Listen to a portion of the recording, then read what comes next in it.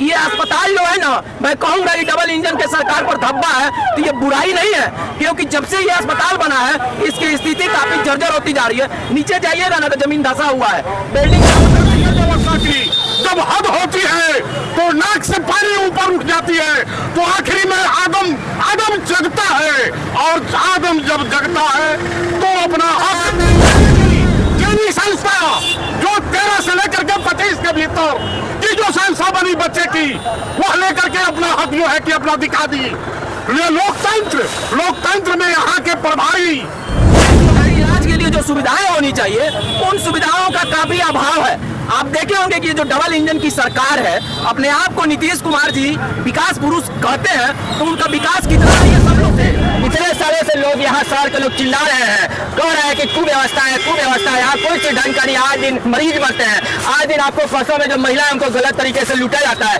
लेकिन यहाँ पे प्राइवेट हॉस्पिटल है वो धड़ल्ले से चमक रहा है, कमा रहा है। तो खबरों की वही तस्वीर, बिना बदले बिना डरे, जज्बा सच का लिए, सच दिखाते हैं।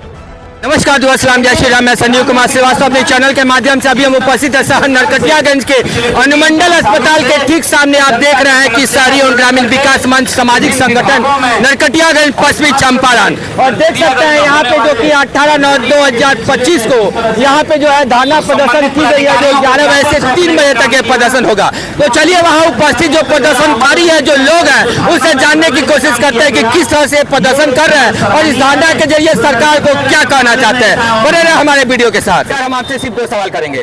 पहला सवाल कि अगर इस शहर में कोई सांसद है, विधायक है, मंत्री है, और तो और सबसे बड़ा मतलब समझिए कि इस शहर के लिए कितनी बड़ी बात है कि सब इसी शहर के हैं, लेकिन इतने सालों से लोग यहाँ शहर के लोग चिल्ला रहे हैं, कह रहे हैं कि कुव्यवस्था है, यहाँ कोई चीज ढंग का नहीं। आज दिन मरीज मरते हैं, आज दिन आपको फसलों में जो महिला है उनको गलत तरीके से लूटा जाता है, लेकिन यहाँ पे प्राइवेट है वो धड़ल्ले से चमक रहा है, कमा रहा है। तो इसको लेके आपके कौन सा ऐसा कारण है कि यहाँ पे आके इस व्यवस्था को नहीं ठीक किया जा रहा है?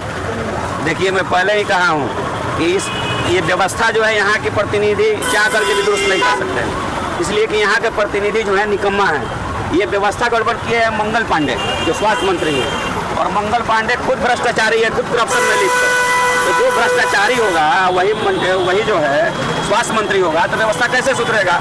और यहाँ का जो व्यवस्था है, जनप्रतिनिधि कभी प्रयास ही नहीं किए हैं कि यहाँ की व्यवस्था सुधरे, क्योंकि अब प्रयास क्यों नहीं किए हैं ये अब जनता जवाब देगी उनको। लेकिन हमेशा ये सोशल मीडिया पे हो या किसी भी प्लेटफॉर्म के माध्यम से ये बात जनप्रतिनिधियों तक पहुँचती है, और जनप्रतिनिधि कई बार जो है दिखावे का एक पब्लिसिटी करने के लिए आते हैं, डॉक्टरों के साथ बैठते हैं, उनके चैम्बरों में बात होती है, फिर जाते हैं, कल से वही व्यवस्था है सर। तो इसका मतलब ये है कि ये सरासर जनप्रतिनिधियों और डॉक्टरों की मिली जुली एक साठगांठ है कि हम आएंगे, थोड़ा सा परफॉर्मेंस हो जाएगा, बाकी आपको जैसे करना होगा वैसे कीजिएगा। सर एक सवाल और, जैसे कि देखा जाता है सोशल मीडिया, आज दिन आप सोशल मीडिया पे आते रहते होंगे और देखते होंगे कि जब बात अनुमंडल अस्पताल की आती है तो उसमें कितने सारे कमेंट्स आते हैं, कितने लोग सपोर्ट में कमेंट्स करते हैं। क्या आपको लगता है कि ये धरना करने से हॉस्पिटल में सुधार हो जाएगा? बिल्कुल होगा, ये तो झांकी है। कितने धरना हो चुके हैं सर इसको लेके? बिल्कुल, कहने का मतलब है कि इस केस में बहुत धरना हुआ। अंग्रेजों को भगाने के लिए कितने लोग शहीद हुए, कितनी धरनाएं हुई, कितना आंदोलन हुआ, लेकिन अंततः देश आज़ाद हुआ और ये अनुमंडल अस्पताल भी आज़ाद होगा। आप सोचिए कि अगर शहर के 500 से 1000 लोग अगर इस समय यहाँ पे रहते तो मजबूर हो जाते वो प्रतिनिधि, वो जनप्रतिनिधि, वो मंत्री यहाँ आने के लिए, इस प्रॉब्लम का सॉर्ट आउट करने के लिए। तो क्या लगता है शहर के लोग इसमें दोषी नहीं है? देखिए, अपने हक और हुकूक, ये होता है क्या कि बारी बारी लोग व्यवस्था खोजते हैं, आज हम खोजने आए हैं, कल दूसरा खोज। सर यूनिटी में बल होता है, ये बात आप जानते हैं ना सर।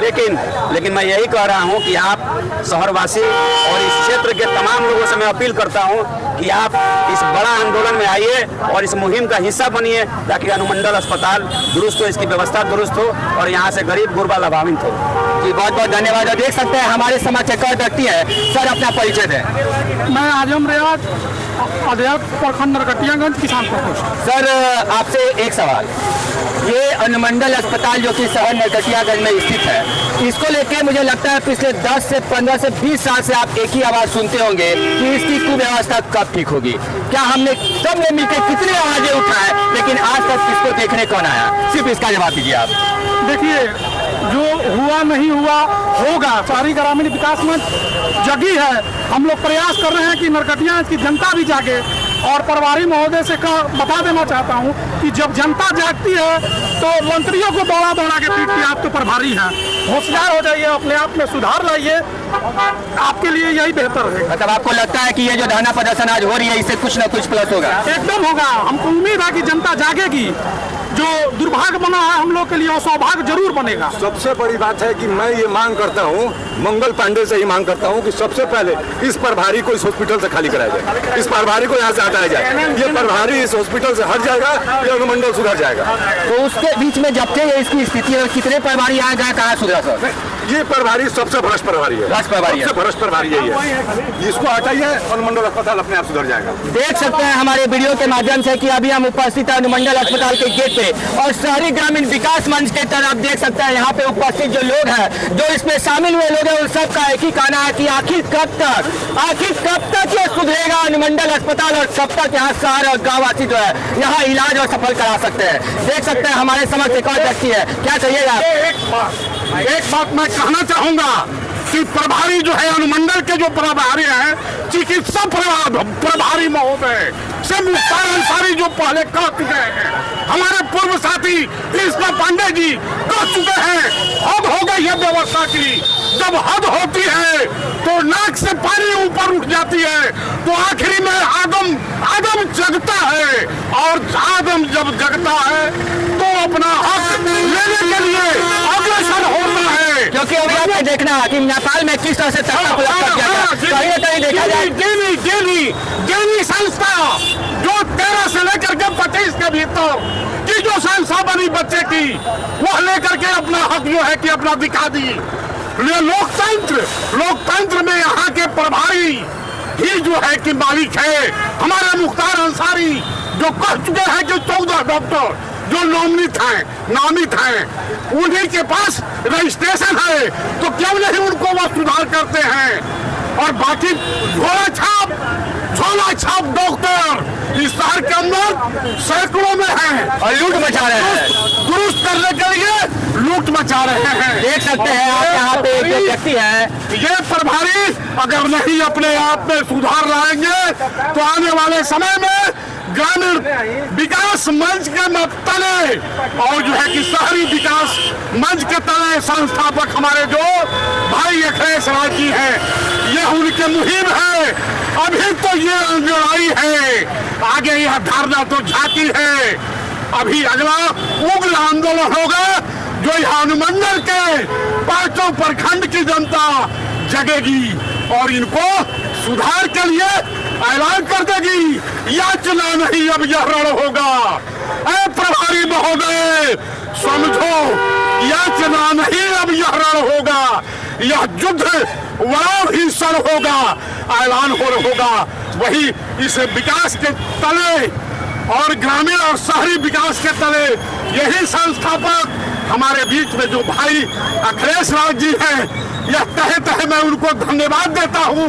और सबको भाई कादिर साहब देख सकते हैं आप हॉस्पिटल की कुव्यवस्था को लेकर एक भीषण लड़ाई होगी, जैसा कि चाचा जी ने कहा। अगर ये सुधार नहीं हुआ तो सर आपने खबरों में देखी होगी कि जो हमारे स्वास्थ्य मंत्री जो मंगल पांडे जी हैं, कितने जगहों से उनको जो है जनता दौड़ा रही है और मंगल पांडे जी अपने गाड़ी में बैठ के भागते हुए नजर आ रहे हैं। और कहीं ना कहीं हम जो अभी बिहार चंपारण के नरकटियागंज में है और नरकटियागंज का जो अनुमंडल अस्पताल है जो इतने सालों से अपने विकास के लिए तरस रहा है, तो इस विकास को लेकर आप सरकार को क्या कहिएगा?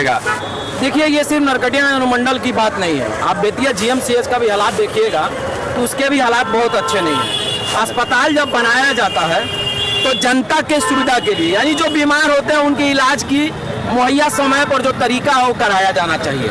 लेकिन जब से नरकटियागंज अनुमंडल अस्पताल बना है, नाम तो अनुमंडल अस्पताल है, लेकिन जिस तरीके से फंक्शनल होना चाहिए, मरीजों के इलाज के लिए जो सुविधाएं होनी चाहिए, उन सुविधाओं का काफी अभाव है।